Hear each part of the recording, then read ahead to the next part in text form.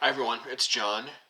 Welcome back to my channel. It is January 3rd, 2023, and in the new year, I wanted to review one of the books I read last year but never got a chance to mention on this channel. The book is by Michael Dirda, maybe one of my favorite living book reviewers publishing in a major nationwide periodical. And this is periodical, regularly published publication. I'll get into what that is in a second.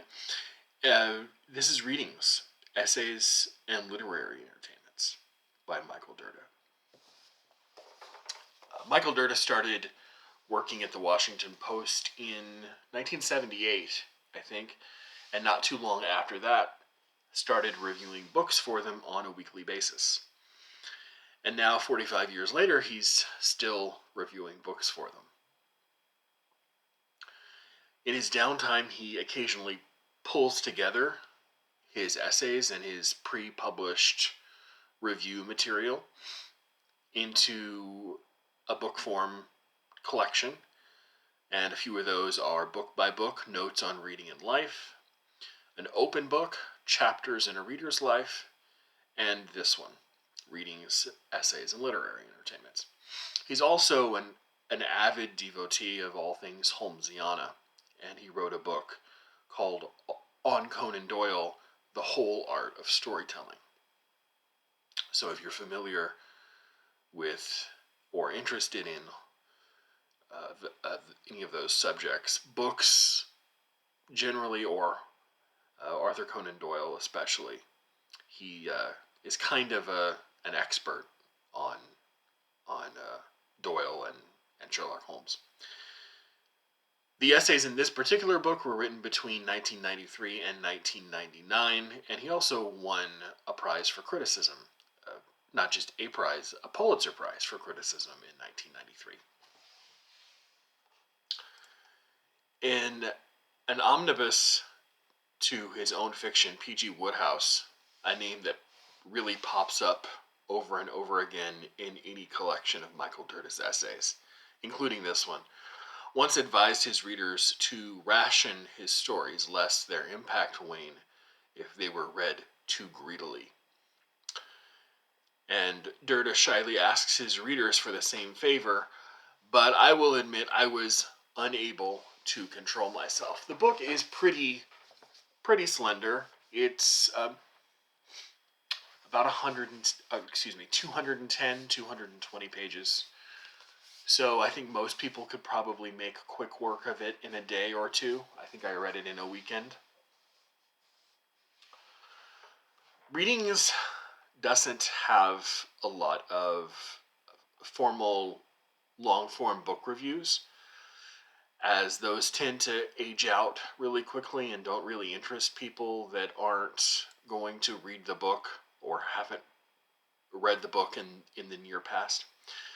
But it is full of some of those book-related pieces that also bring in slices of life and other things like that, that because they include other things, are able to maintain people's interest for decades onward after they're published. For example, there is a piece in here called Weekend with Wodehouse, in which he details his attendance at a biannual conference of the P.G. Wodehouse Society,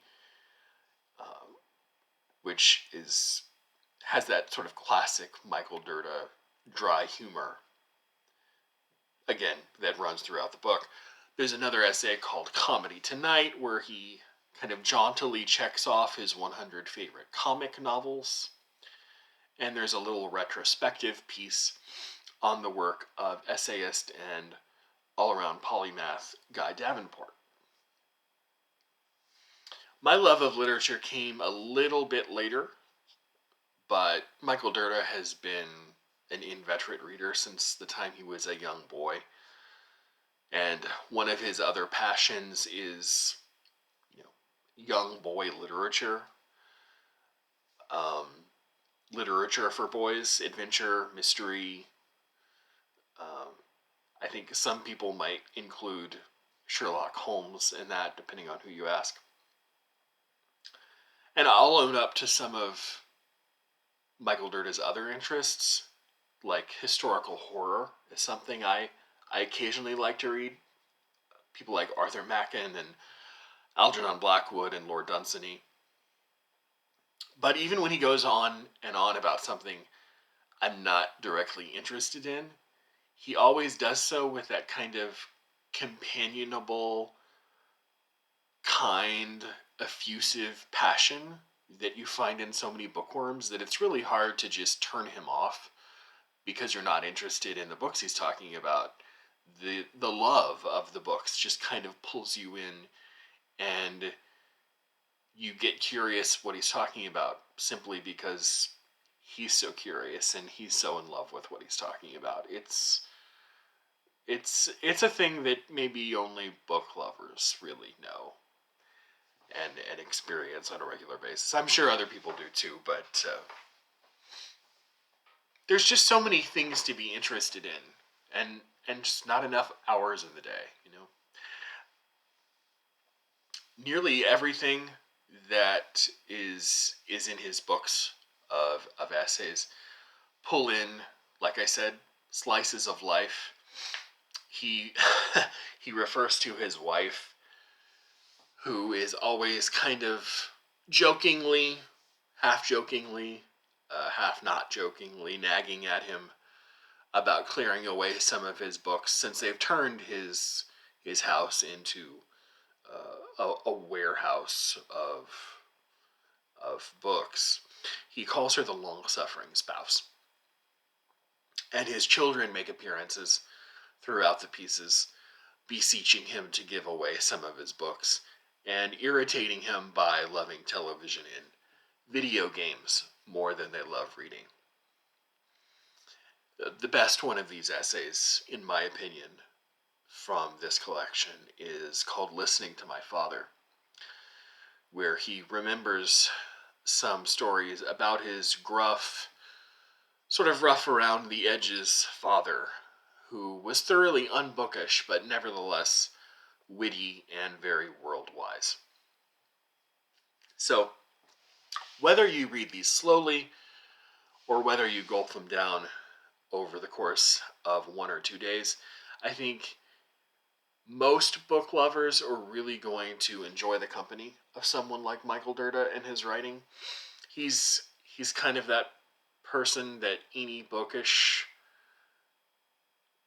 reader, any bookish person, any book lover would want to spend an afternoon with.